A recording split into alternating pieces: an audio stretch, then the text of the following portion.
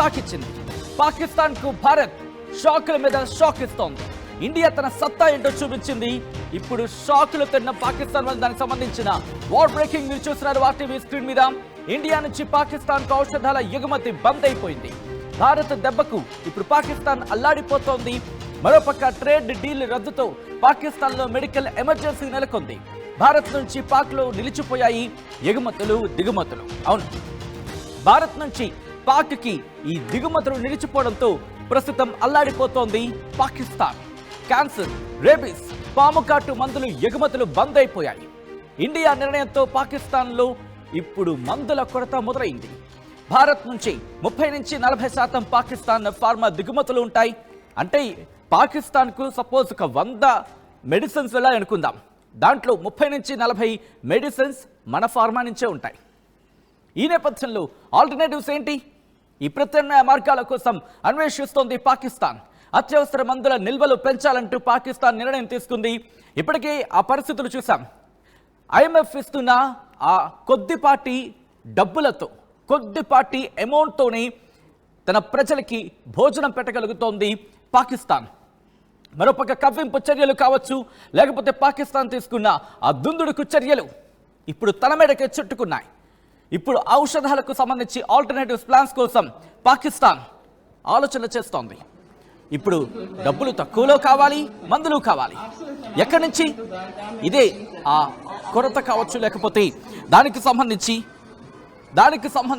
అక్కడ సిచ్యువేషన్ ప్రతిబింబిస్తుంది. ఒక్కసారి అక్కడ ఎటువంటి పరిస్థితులు ఉన్నాయో చూద్దాం. आपसे तमाम है कि बारगाह में तशरीफ रखें और अमले से तावन करें। शुक्रिया। उनकी देखभाल में हम वतन मसरूफ हैं। आपसे तमाम है कि बारगाह में तशरीफ रखें और अमले से तावन करें। शुक्रिया। अस्सलाम वालेकुम। अस्पताल में डॉक्टर्स और नर्सेज आपके मरीजों की देखभाल में हम वतन मसरूफ हैं। రైట్, అది ప్రస్తుతం హాస్పిటల్లో మందుల కొరతకు సంబంధించి అక్కడ అనౌన్స్మెంట్ ఇస్తున్న సందర్భాన్ని మీరు చూడొచ్చు. అట్ ద సేమ్ టైం ఎక్కడ ఎటువంటి పరిస్థితులు ఉన్నాయి, ఎటువంటి షార్టేజ్ ఉంది అనేది అక్కడ డిస్ప్లే బోర్డులో కూడా పెడుతున్న సందర్భం. ఈ నేపథ్యంలో పాకిస్తాన్ ఆల్టర్నేటివ్స్ ఏంటి, పాకిస్తాన్ దగ్గర ఉన్న ఆప్షన్స్ ఏంటి? ఇక్కడ వినిపిస్తున్న మాట చైనా, రష్యా అలాగే యూరోపియన్ కంట్రీస్ కి సంబంధించి అభ్యర్థిస్తోంది. మరి అవి చేరాలంటే అరేబియా సముద్ర మార్గంగానే. గుర్తుపెట్టుకోండి, అక్కడ విక్రాంత్ ఉంది, మన INS విక్రాంత్ ఉంది. సో INS విక్రాంత్ని దాటి వెళ్ళగలుగుతాయా? ఇవన్నీ కూడా మాట్లాడుకునే ప్రయత్నం చేద్దాం. మా ప్రతినిధి రామ్దాస్ అప్డేట్స్ అందించేందుకు సిద్ధంగా ఉన్నారు. నేరుగా రామ్దాస్ దగ్గరికి వెళ్ళే ప్రయత్నం చేస్తున్నాను. రామ్దాస్, ఇప్పుడు పాకిస్తాన్ లో మెడికల్ ఎమర్జెన్సీ అనేది క్లియర్ కట్ అనౌన్స్మెంట్ వినిపిస్తోంది. ఈ నేపథ్యంలో సాధ్యమైన మెడిసిన్స్ ఈ టైంలో సమకూర్చుకోవడం? పాకిస్తాన్ తో ఇప్పుడు వాణిజ్య సంబంధాలు మనం కేంద్ర ప్రభుత్వం నిలిపేతో ఒకసారిగా పాకిస్తాన్ విలవిల్లాడుతున్న పరిస్థితి కనబడుతుంది. ముఖ్యంగా భారత్ తో వాణిజ్య సంబంధాలు నిలిపేయడంతో మందుల ఎమర్జెన్సీ ఏర్పడింది. దీంతో అప్రమత్తమైన పాకిస్తాన్ ఆరోగ్య విభాగం అధికారులు ఇప్పుడు ఆల్టర్నేటివ్ ప్రికాషన్స్ తీసుకుంటున్నారు. ప్రత్యామ్నాయ చర్యల్లో నిమగ్నమైనట్టుగా కనబడుతోంది. ముఖ్యంగా పాకిస్తాన్ ఔషధ ముడి పదార్థాల దిగుమతిలో 30 నుంచి 40% వరకు భారత్ పైనే ఆధారపడుతుంది. వీటిలో యాక్టివ్ ఫార్మాస్యూటికల్ ఇంగ్రీడియంట్స్, API చెప్తాం మనం. సో అలాగే అధునాతన చికిత్స కోసం ఉపయోగించే ఔషధాలకు సంబంధించిన ఉత్పత్తులు కూడా ఉన్నాయి. భారత ప్రభుత్వం పాకిస్తాన్ తో వాణిజ్య సంబంధాలు నిలిపడంతో ఒక్కసారిగా పాక్ ఔషధ రంగంపై అయితే దీని తీవ్ర ప్రభావం చూపే అవకాశం ఉంది. అధికారిక నోటిఫికేషన్ అయితే ప్రస్తుతం జారీ చేయనప్పటికీ కూడా ఇప్పటికే అత్యవసర ప్రణాళికలు అమల్లో ఉన్నాయని చెప్పేసి drug regulatory authority of Pakistan అయితే డ్రాప్ గా చెప్తారు. వాళ్ళైతే ధృవీకరించిన పరిస్థితి. అట్లాగే 2019 సంక్షోభం తర్వాత ఇంతటి ఆకస్మిక పరిస్థితులను సిద్ధం కావడం, తర్వాత తమ ఔషధ అవసరాలు తీర్చుకోవడానికి ఆల్టర్నేటివ్ రూట్స్ చూసుకోవడం, ఇవన్నీ కూడా చాలా కష్టమవుతుందంటూ DRAP సీనియర్ అధికారులు జియో న్యూస్ సంబంధించి పాకిస్తాన్ మీడియా సంస్థకి చెప్పినట్టుగా మనకు వస్తున్నటువంటి వార్తా కథనం. సో ఆ రకంగా పాకిస్తాన్ ఔషధ drug regulatory authority of Pakistan కూడా ఈ అంశాలను ధృవీకరిస్తుంది. మొత్తం మీద యాంటీ రేబీస్ వ్యాక్సిన్స్, అట్లాగే యాంటీ స్నేక్ సీరం కావచ్చు, క్యాన్సర్ ట్రీట్మెంట్ సంబంధించిన కావచ్చు, మోనోక్లోనల్ యాంటీబాడీస్, దాంతో పాటు ఇతర కీలకమైన జీవ సంబంధమైన ఉత్పత్తులతో సహా అవసరమైన వైద్య సామాగ్రి కూడా లభ్యతకు సంబంధించి ఎప్పటికప్పుడు వాళ్ళు నిల్వలు పెట్టుకుంటారు. కానీ ఇప్పుడు అవన్నీ కూడా ఇబ్బందికర పరిస్థితులు ఉంటాయి. భారత్ పాకిస్తాన్ మధ్య ఇప్పుడు ఈ వాణిజ్య సంబంధాలు పూర్తిగా నిలిచిపోవడంతో ఔషధ దిగుమతుల కోసం వాళ్ళు ఇప్పుడు చైనా, రష్యా ఇట్లా అనేక యూరోపియన్ దేశాలకు సంబంధించిన ఆధారపడాల్సి వస్తున్న పరిస్థితి కనబడుతుంది. కానీ yes, ఒక్కసారి మీరు లైన్ లో ఉండే ప్రయత్నం చేయండి రామదాస్. ఇంట్రెస్టింగ్ డెవలప్మెంట్ ఇదే అంశానికి సంబంధించి Pakistan pharmaceutical manufacturers association PPM యొక్క కీలకమైన నిర్ణయం తీసుకుంది. ఇటు భారత్ తో మాట్లాడే ప్రయత్నం జరపాలి. Drugs regulatory authority of Pakistan అలాగే మినిస్ట్రీ ఆఫ్ కామర్స్ వీళ్ళు ఈ ట్రేడ్ టైస్ ని ఎత్తివేతకు సంబంధించి మాట్లాడాలి అంటూ కూడా రిక్వెస్ట్ ని తెర మీదకు తీసుకొస్తున్నారు. దాంతో పాటు ఫార్మాస్యూటికల్ సెక్టర్ కి సంబంధించి విధించిన బ్యాన్ ని ఎత్తివేయాలి, లేకపోతే చాలా ప్రొడక్ట్స్ కి సంబంధించి అంటే లైఫ్ సేవింగ్ ప్రొడక్ట్స్ కి మాట్లాడుకునే వాటికి సంబంధించి రా మెటీరియల్స్ కి సంబంధించి వాటికి ఎగ్జంప్షన్ ఇవ్వాలి అంటూ కూడా ఇండియా ఇవ్వాలి అంటూ కూడా రిక్వెస్ట్ చేయాలి అంటూ కూడా Pakistan pharmaceutical manufacturers association PPMA demand ను తెర మీదకు తీసుకొస్తోంది. నిజంగా ఇది ముందుకు వెళ్ళే అవకాశం ఉందా? మా ప్రతినిధి రామదాస్ దగ్గరికి వెళ్ళే ప్రయత్నం చేస్తున్నాను. రామదాస్, నిజంగా ఇది ఆ మూవ్ DRAP నుంచి కావచ్చు లేకపోతే మినిస్ట్రీ ఆఫ్ కామర్స్ పాకిస్తాన్ నుంచి కావచ్చు ముందుకు వచ్చే అవకాశం ఉందా? ఇండియా ఎలా కన్సిడర్ చేసే అవకాశం కనిపిస్తోంది దీన్ని? ఇప్పుడైతే పాకిస్తాన్ తీవ్ర మందుల కొరత ఎదుర్కొనే పరిస్థితికి సంబంధించి చాలా ఇబ్బందికర పరిస్థితులు తలెత్తాయనే భావనలో ఉంది. సో వాణిజ్య సంబంధాన్ని తెచ్చుకున్న తర్వాత ఔషధాల పరంగా వారు నిజంగా ఇది ఎదురు దెబ్బ అని చెప్పాలి. ఈ నేపథ్యంలో ఔషధ ఎమర్జెన్సీ అనేది తొందరగా విధించే అవకాశం అయితే కనిపిస్తుంది. ఎందుకంటే తాజాగా ఔషధాల నిల్వల్ని సాధ్యమైనంతగా పెంచుకోవాలని ఇప్పటికే సంబంధిత విభాగాలకు పాకిస్తాన్ వైద్య ఆరోగ్య శాఖ సూచించినట్టుగా సమాచారం. ప్రస్తుతం భారత్ నుంచి దాదాపు 30-40% ఔషధ ముడి సరుకు అలాగే ఔషధంలో వాడే ప్రధాన పదార్థాలు ఇక చికిత్సా ఉత్పత్తులను దిగుమతి చేసుకుంటుంది. ఈ క్రమంలోనే పాకిస్తాన్ అయితే అలర్ట్ అయింది. ముఖ్యంగా ఔషధ రంగంపై నిషేధ ప్రభావం గురించి అది నేను మళ్ళీ చెప్తున్నాను, ఇంకా అధికారిక నోటిఫికేషన్ లేనప్పటికీ ప్రస్తుతం ఆల్టర్నేటివ్ రూట్స్ అయితే ఆ డ్రగ్ కంట్రోల్ ఆఫ్ పాకిస్తాన్ చేసుకుంటుంది. ఇక మొత్తం మీద అదే యూరోపియన్ దేశాలు కావచ్చు ఇతర దేశాల నుంచి దిగుమతి చేసుకోవాలంటే చాలా కాస్ట్లీగా ఉంటుంది. భారత్ నుంచి చాలా ఎక్కువగా దిగుమతి చేసుకునే వాళ్ళు ఈ ముడి సరుకులు చాలా తక్కువ కాస్ట్ తో పడేది. కానీ ఇప్పుడు ఆ పరిస్థితి లేదు. ముఖ్యంగా చాలా మందులకు సంబంధించి కీలకమైన ట్రీట్మెంట్ సంబంధించిన మందులు కూడా ఇప్పుడు ముడి పదార్థాలు లేకపోతే తయారీకి ఇబ్బంది ఉంటుంది. అలాగే ఇక పాకిస్తాన్ లో బ్లాక్ మార్కెట్ దందా కూడా పెరిగే ఛాన్స్ ఉంది. ఎందుకంటే దానికి సంబంధించి అధికారులు కూడా ఆందోళనకు గురవుతున్నారు. బ్లాక్ మార్కెట్ పెరిగితే కనుక ఇక ఇబ్బందులు చాలా భయంకరంగా ఉంటాయి. సో ఆ రకంగా ఇప్పుడైతే భారత ఫార్మానే పాక్ కీలకం. ప్రస్తుతం తన ఔషధ ముడి పదార్థాల్లో భారత్ పై ఆధారపడింది. సో ఆ రకంగా యాక్టివ్ ఫార్మాస్యూటికల్ ఇంగ్రీడియంట్స్ కావచ్చు, ఇంకా అధునాతన చికిత్సా ఉత్పత్తులు ఇవన్నీ కూడా వ్యాక్సిన్స్, యాంటీ రేబీస్, తర్వాత అంటే చైనా ఆల్రెడీ ఆపన్న హస్తానికి ముందుగా ఉంది కాబట్టి చైనా సాయపడే అవకాశం ఉందా? చైనా సహకారం ఇచ్చే అవకాశం కనిపిస్తోందా? లేకపోతే చైనాకి సంబంధించి చూస్తూ ఉంటాం అలా చేయి ఇచ్చినట్టు ఇస్తూ ఉంటుంది, ఒక్కసారిగా సైడ్ అయిపోతూ ఉంటుంది, అటువంటి పరిస్థితి ఇప్పుడు ఉంటుందా? అట్ ద సేమ్ టైం రష్యాకి సంబంధించి, ఎందుకంటే వెస్ట్రన్ కంట్రీస్ కి సంబంధించి ఈ సమయంలో ఆపన్న హస్తం నేపథ్యంలో, ఎందుకంటే ఫార్మ్ అనేది ఇండియా బేస్డ్ గా చాలా స్ట్రాంగ్ అయింది. కరోనా టైంలో చాలా స్ట్రాంగ్ బేస్ ఏర్పాటు చేసుకున్నాం. అక్కడి నుంచి వెస్ట్రన్ కంట్రీస్ కూడా మన మీద అంటే ఇన్ఫాక్ట్ ఇండియా మీద బేస్ అయిన పరిస్థితి మనం చూసాం. సో ఇటువంటి నేపథ్యంలో పాకిస్తాన్ కున్న ఒకే ఒక ఆల్టర్నేటివ్ ఆప్షన్ చైనా అనుకోవాలా? అంటే ఇప్పుడు ఈ కీలకమైన కొన్ని క్యాన్సర్ ట్రీట్మెంట్ సంబంధించిన ఔషధాలు కావచ్చు, తర్వాత కొన్ని మోనోక్లోనల్ యాంటీబాడీస్, ఇవన్నీ కూడా అత్యవసరంగా నిల్వ చేసుకోవాల్సిన అవసరం అయితే వాళ్ళకు ఉన్నది. ఎందుకంటే నేను చెప్తున్నట్టుగా బ్లాక్ మార్కెట్ దందా పెరిగితే కనుక చాలా ఇబ్బందికర పరిస్థితి ఉంటుంది. ఎందుకంటే ఎక్కువగా భారత్ పై ఆధారపడింది కాబట్టి ఇంతసేపు ఇన్ని రోజుల పాటు ఈ క్యాన్సర్ ట్రీట్మెంట్ కానీ, వ్యాక్సిన్స్ కానీ, తర్వాత యాంటీ స్నేక్ వెనమ్స్ కానీ ఇవన్నీ కూడా మన దగ్గర నుంచే దిగుమతి చేసుకుంటాయి ఎక్కువ శాతం. ఇవన్నీ కూడా ఆగిపోతే బ్లాక్ మార్కెట్ దందా ఎంత ఘోరంగా ఉంటుందంటే ఆఫ్ఘనిస్తాన్, ఇరాన్, దుబాయ్, తర్వాత తూర్పు సరిహద్దు మీదుగా పాకిస్తాన్ లోకి ఇక బ్లాక్ మార్కెట్ నుంచి వస్తాయంటే కనుక చాలా దారుణంగా ఉంటుంది. విపరీతమైన రేట్లు పెరుగుతాయి. ఇందాక మనం చెప్పుకున్నట్టుగా చైనా, రష్యా, దుబాయ్ ఇలాంటి దేశాల నుంచి వాణిజ్యం దిగుమతులు చేసుకోవాలంటే చాలా వాళ్ళకి ఆ రకమైనటువంటి దిగుమతి భారం ఘోరంగా పడుతుంది. ఆ రకంగా అంటే బ్లాక్ మార్కెట్ పెరిగినా పెరగకపోయినా దిగుమతి వేరే దేశాల నుంచి చేసుకున్నా ఎక్కువగా వాళ్ళకు ప్రజలపై తిరిగి భారం పడే అవకాశం ఉంది. అది ఎప్పటిలోగా సాధ్యమవుతుంది. ఆ ఒప్పందాలు ఎప్పుడు జరుగుతాయని మాత్రం ఎప్పటికప్పుడు, ఎందుకంటే ఇది మెడికల్ ఎమర్జెన్సీ సర్వీసెస్ కాబట్టి చాలా ఇబ్బందికరమైన పరిస్థితి అదంతా ఊహించుకుంటే. సో ఆ రకంగా సరే ఇక స్వీయ తప్పిదాల వల్ల దేశ ఆర్థిక వ్యవస్థ అప్పటికే దివాలా అంచుకు చేరుకునే పరిస్థితి వస్తుంది. ఎందుకంటే నాకు తెలిసిందే, మీకు ఒక విషయం చెప్తాను. ఇంటర్నేషనల్ మానిటరింగ్ ఫండ్ IMF ఇచ్చే నిధులతో పాకిస్తాన్ బతుకు నిజంగా అంటే ఎప్పటికప్పుడు దివాలా తీసిన పరిస్థితి. వాస్తవానికి పాకిస్తాన్ కూడా ఒకప్పుడు ఆర్థికంగా బాగానే ఉంది, కానీ ఆ దేశంలో రాజకీయ అనిశ్చితి నిజంగా ఇవాళ దక్షిణాసియాలో పేద దేశంగా మారబోతుంది అంటే పాకిస్తానే ఇప్పుడు స్వయంకృత అపరాధం. అది ఆర్థిక వ్యవస్థ దిగజారుడుతనం, రాజకీయ అనిశ్చితి, ఆ మిలిటరీ పాలకులు ఎంతసేపు లేదంటే ఒకరినొకరు పరిపాలన నుంచి కుట్రలు చేసి దింపుకోవడం, స్థిరమైన పాలన లేకపోవడం, లేదంటే రకరకాల ఇబ్బందులు ఉన్నాయి. అక్కడ ప్రజలు కూడా వాళ్ళని నమ్మే పరిస్థితి లేదు. ఇట్లాంటి పరిస్థితుల్లో నిజంగా ఈ ప్రస్తుతం IMF ఇచ్చే నిధులతోనే మొన్నటిదాకా కాలం ఇచ్చారు వాళ్ళంతా కూడా. అట్లా అంతర్జాతీయ ద్రవ్యనిధి చిరకాల మిత్రదేశం చైనా పుణ్యమాన్ని కొద్దిగా గొప్ప నడిపిస్తున్నారు అట్లా. కానీ ఇంకా ప్రమాదం ఇంకా పూర్తిగా తొలగిపోలేదు. ఇలాంటి స్థితిలో ఇప్పుడు భారత్ తో కయ్యానికి కాలుదువి స్వల్పకాలిక యుద్ధం చేసినా కూడా పాక ఆర్థిక వ్యవస్థ నిజంగా మునగడం మాత్రం నిండా మునగడం ఖాయం. ఎందుకంటే 50 ఏళ్ల క్రితం మీకు ఇందాక చెప్పాను, ఒక రకంగా ఒకప్పుడు ధనిక దేశమే దక్షిణాసియాలో. కానీ ఇప్పుడు ఆ దేశ ఆర్థిక వ్యవస్థ పూర్తిగా మందగించింది. ఇక పూర్తిగా మందగించి ఇప్పటికైతే ఆర్థిక నిర్వహణ భారం పూర్తిగా విదేశీ సాయం, వ్యవసాయం, పారిశ్రామిక వృద్ధిపై దృష్టి ఇవన్నీ కూడా పూర్తిగా కోల్పోయే అవకాశం ఉంది. తర్వాత నేను చెప్పాను, సైనిక నియంత్రణలు, ఈ సీమాంతర ఉగ్రవాదం ప్రోత్సహించడంతో దుష్పరిపాలన, ఆర్థిక వ్యవస్థ దెబ్బతింది. ఇవాళ దక్షిణాసియాలో అత్యంత పేద దేశాల్లో పాక్ ఒకటిగా మారబోతుంది.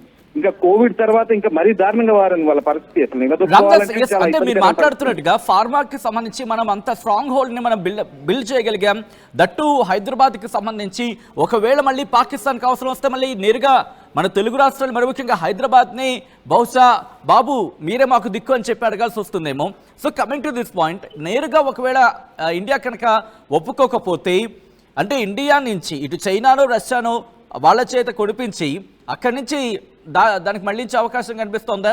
ఎందుకంటే ఇదే ఈక్వేషన్ మనం రష్యా యుక్రెయిన్ వార్లో చూసాం. యుక్రెయిన్కి సంబంధించి కావచ్చు, లేకపోతే రష్యాకి సంబంధించి బ్యాన్ ఉన్న నేపథ్యంలో వివిధ దేశాలకి సంబంధించి అక్కడ వాళ్ళు ప్రొక్యూర్ చేసిన ఆయిల్, మరి ముఖ్యంగా క్రూడ్ ఆయిల్ని ఆ దేశాల నుంచి మళ్ళీ కొనుగోలు చేశాయి.